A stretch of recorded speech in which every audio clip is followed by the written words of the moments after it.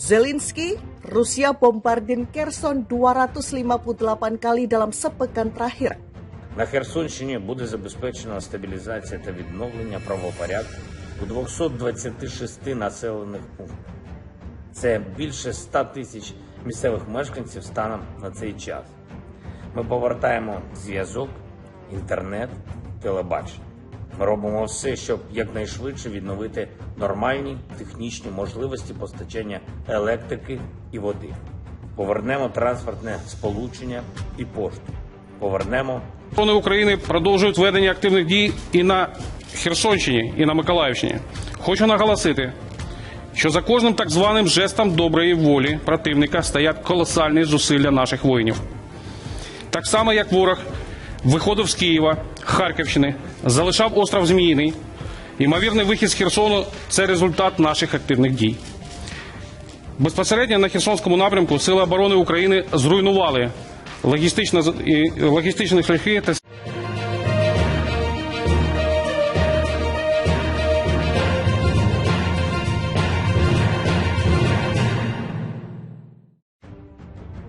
Presiden Volodymyr Zelensky menyebut pasukan Rusia telah membombardir Kherson di wilayah selatan Ukraina sebanyak 258 kali dalam sepekan terakhir. Dia menyebut ada 30 pemukiman yang menjadi sasaran. Dalam pidato rutin melalui video pada Senin malam 28 November 2022, Zelensky juga mengatakan pasukan Rusia telah merusak stadion pompa pemasok air ke kota Mykolaiv, barat laut Kherson. Pasukan Rusia mundur dari tepi barat sungai Dnipro awal bulan ini. Akan tetapi Rusia telah menempati kota dan desa termasuk Kherson dari seberang sungai. Sejak Rusia menginvasi Ukraina pada 24 Februari 2022, Moskow mengatakan tidak menargetkan penduduk sipil. Zelensky sebelumnya meyakini Rusia akan meluncurkan serangan rudal baru ke negaranya. Dia memperingatkan pasukan dan warga Ukraina untuk bersiap menghadapi serangan baru Rusia di tengah kerusakan jaringan listrik. Kami memahami bahwa para teroris sedang merencanakan serangan baru. Kami mengetahui fakta ini dan selama mereka memiliki misil, sayangnya mereka tidak akan tenang, kata Zelensky dalam pidato rutin melalui video Minggu 27 November 2022. Zelensky mengatakan beberapa minggu mendatang bisa sama sulitnya dengan minggu sebelumnya, ketika serangan terhadap infrastruktur listrik membuat warga Ukraina mengalami pemadaman listrik paling akut sejak pasukan Rusia menginvasi pada Februari. Pasukan pertahanan kita sedang bersiap-siap, seluruh negara sedang bersiap-siap.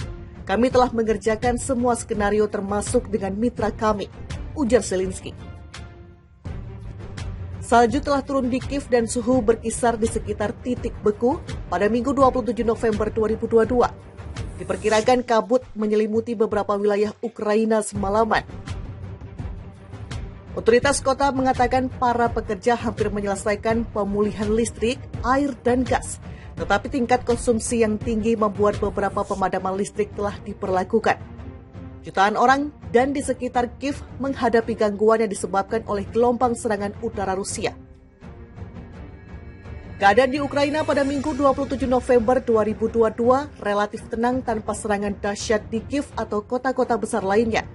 Namun Zelensky dalam pidato malamnya mengatakan situasinya tetap intens di sepanjang garis depan di berbagai bagian Ukraina. Yang paling sulit adalah wilayah Donetsk seperti yang terjadi pada minggu-minggu sebelumnya, kata Zelensky. Staf Umum Angkatan Bersenjata Ukraina mengatakan pasukan Rusia telah menempati selusin desa di Donetsk, termasuk sasaran utama Bakhmut dan Avdiivka. Komando Tentara Pusat Ukraina menyatakan pasukan Rusia meluncurkan 4 serangan rudal dan menembak beberapa kali ke objek sipil di wilayah Dnipropetrovsk. Moskow tidak menanggapi secara langsung klaim Zelensky mengenai rencana peningkatan serangan ke Ukraina. Kremlin mengatakan pada pekan lalu bahwa Kiev dapat mengakhiri penderitaan penduduknya dengan memenuhi tuntutan Rusia. Rusia mencaplok petak timur dan selatan Ukraina pada September lalu. Presiden Vladimir Putin mengatakan tuntutan teritorial Moskow tidak dapat dinegosiasikan setelah aneksasi. Zelensky mengatakan dia tidak akan berunding dengan Rusia dan juga menegaskan bahwa integritas teritorial Ukraina tidak dapat dinegosiasikan. Ukraina di bawah teror rudal Rusia, Kherson terus dibombardir.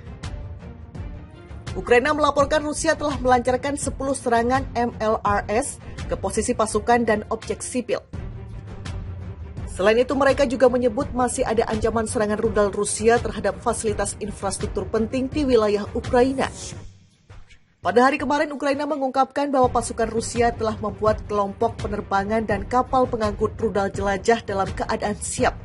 Kendati demikian, di arah Volyn, Polisia, dan Siversky, situasinya tidak berubah secara signifikan dan tidak ada tanda-tanda pembentukan kelompok ofensif yang terdeteksi.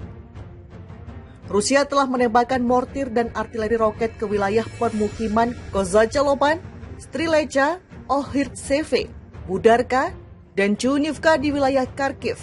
Di arah Kupiansk, Rusia mempertahankan garis yang sebelumnya diduduki. Mereka menembakkan mortir, laras, dan artileri roket di area pemukiman Kupiansk, Tabaivka, Krokmalne, dan Berestove di wilayah Kharkiv. Tulis laporan resmi Ukraina pada Selasa 29 November 2022. Di arah Liman, pasukan Rusia berkonsentrasi melakukan operasi ofensif. Penembakan menggunakan seluruh jajaran artileri tercatat di dekat Makivka dan Nevske di Oblast Luhan dan Yampolivka dan Torske di Oblast Donetsk. Rusia juga terus mencoba melakukan tindakan ofensif.